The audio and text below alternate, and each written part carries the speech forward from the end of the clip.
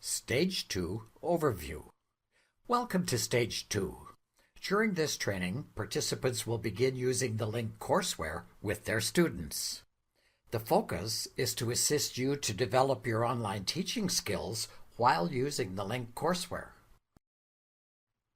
During Stage 2, you will learn to manage online learning, to make basic adaptations to the courseware, and consider how blended and online learning supports good teaching principles.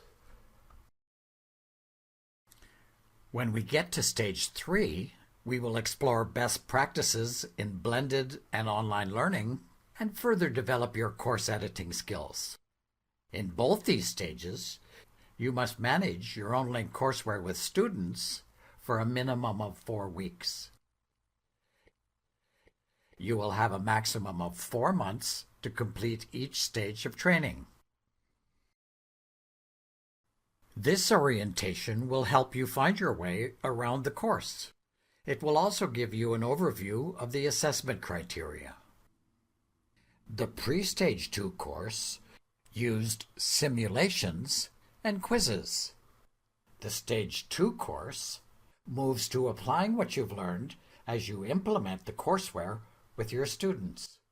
The course contains all the information needed to start deploying the courseware and to successfully complete Stage 2.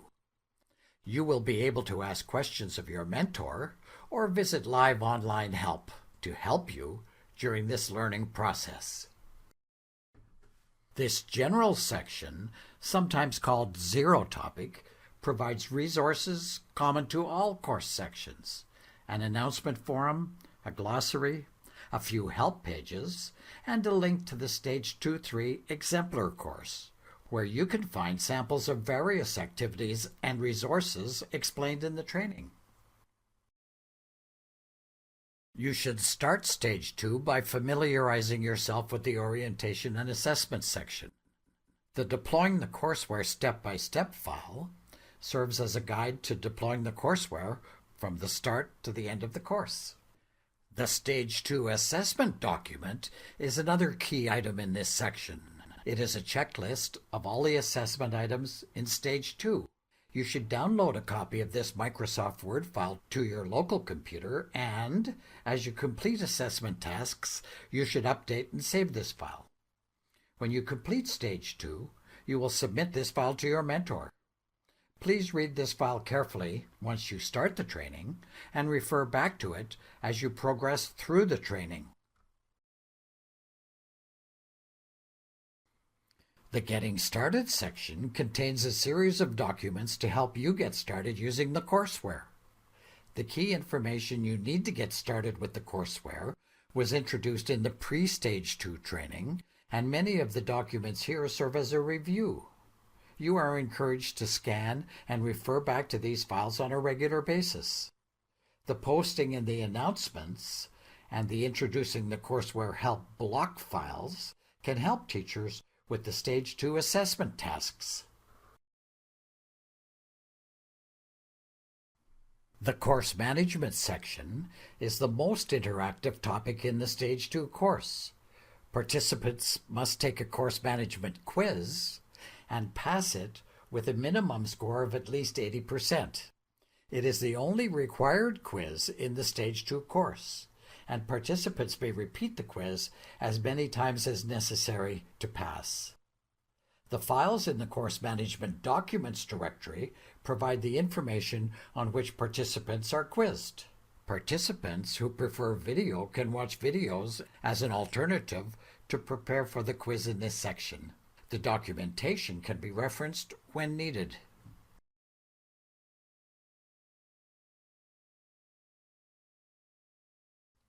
A directory with help files is at the core of the Managing Learning Activities section.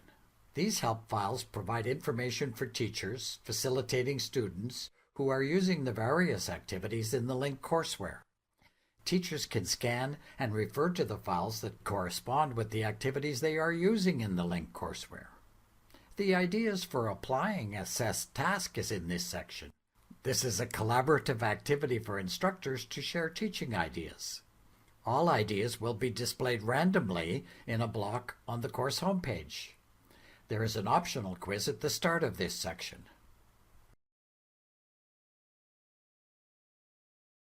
The Stage 2 practical task in the Customizing and Creating Content section specifies a series of edits to the courseware that participants must do to contextualize the courseware.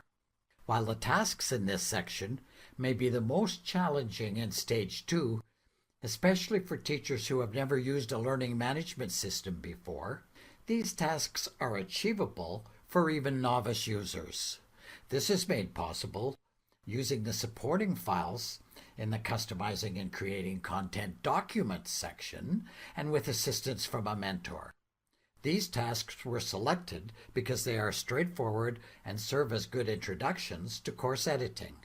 Mostly those are basic functions commonly used by online teachers, and more importantly, the modifications to the courseware should add value to the online experience for the student users. The next section revisits the good teaching principles that were introduced in Stage 1. In the resources provided here, participants will find brief, optional readings to help them post to the Good Teaching Principles forum. The posting asks them to explain how the activities and/or resources in the linked courseware support one of the good teaching principles.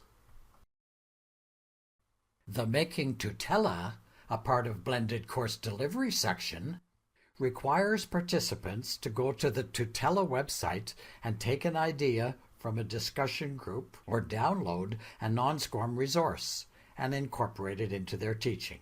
The supporting materials in this section explain how to search and download resources, navigate, search, and join groups.